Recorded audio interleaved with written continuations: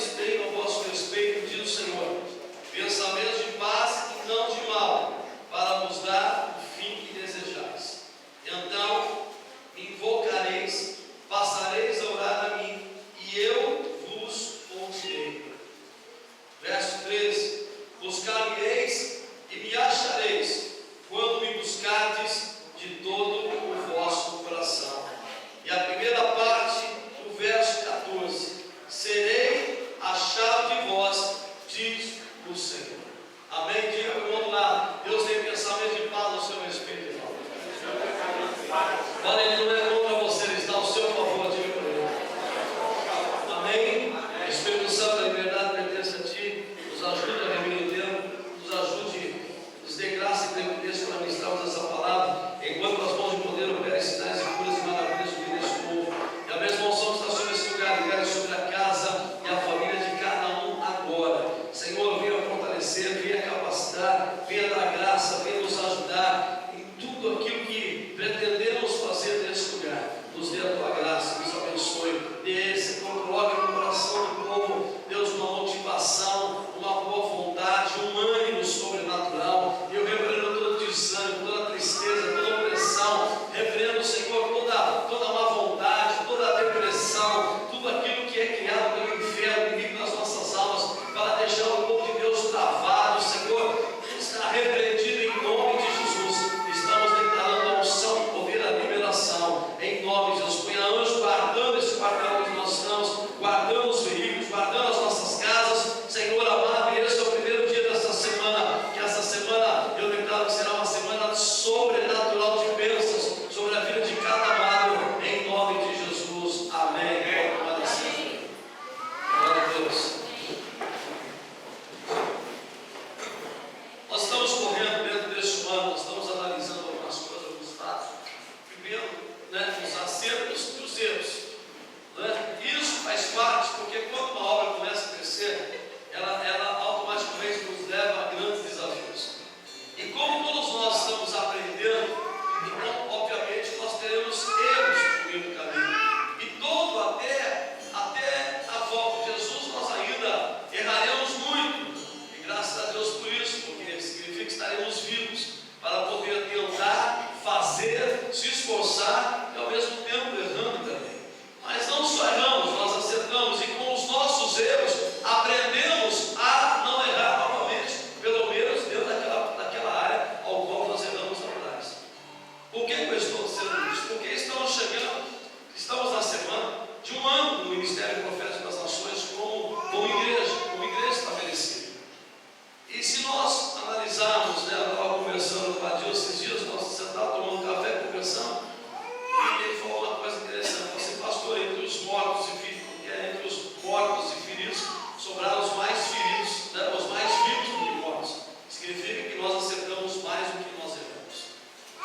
E eu estava falando isso na reunião do louvor ontem. Tivemos uma reunião das 3 às 6 com a equipe de louvor, depois das 8 às 10 com a equipe da liderança, depois às 11 horas nós fizemos a vigília, que faz tempo que não fazíamos. E eu fiquei feliz por aqueles que foram lá participar dessa vigília. Nós oramos em prol da cidade de Praia Grande, em prol das nossas vidas, em prol ao país e também ao nosso ministério. Mas por que eu estou dizendo isso? Porque, amados, não existe lugar perfeito e não existe 100% de acerto em qualquer lugar que nós entramos. Mas o que eu espero, que eu conto, que eu vejo, que eu prego, que eu ministro, que eu sonho, ou que eu profetizo, é que haja no coração do povo uma boa vontade, além do natural, além do normal. Porque os erros é fácil detectar. Você entra, às vezes você olha uma pessoa e aos seus olhos você fala: puxa, aquele colar não combinou com aquele sapato, o sapato não combinou com a roupa, é um erro, para você é um erro.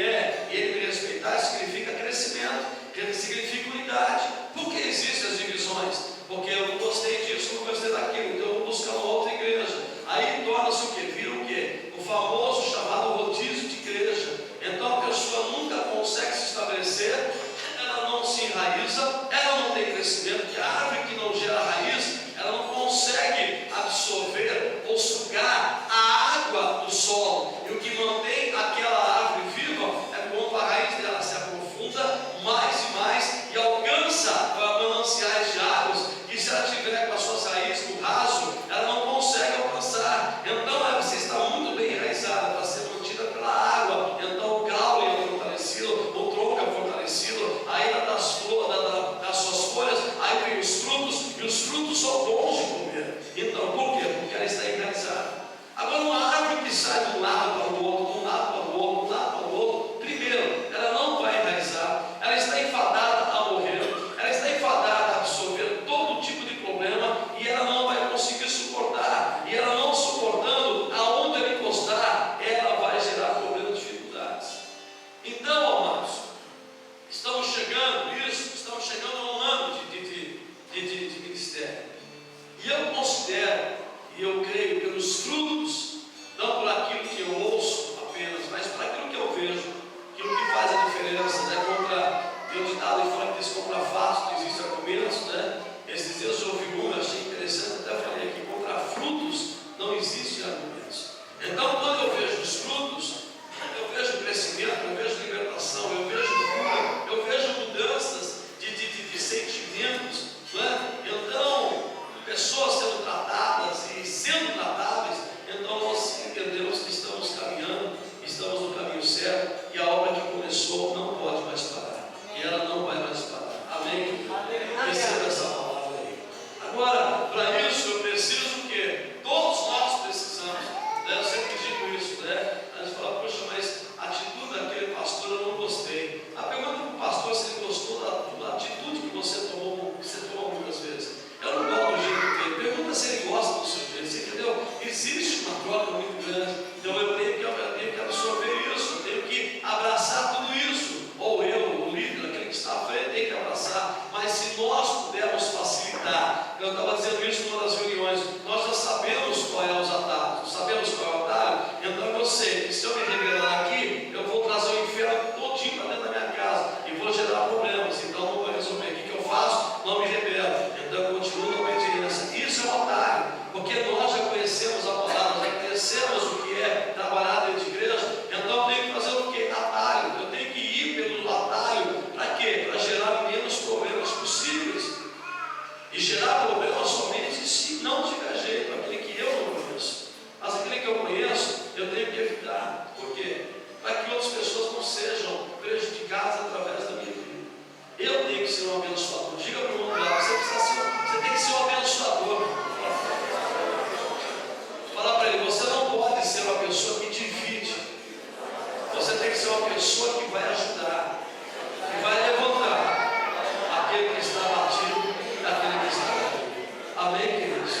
Por isso eu aconselhei ontem, sempre aconselho aos meus amados o quê? Se você ouve alguém falando mal de outra pessoa, e você ouve e acata e aceita, você está sendo pior que aquela pessoa que está falando. Mas se você for espiritual e for ter pelo menos um pouquinho de integridade, você vai fazer o quê? Não vou te ouvir, eu não vou te ouvir, porque isso não é certo.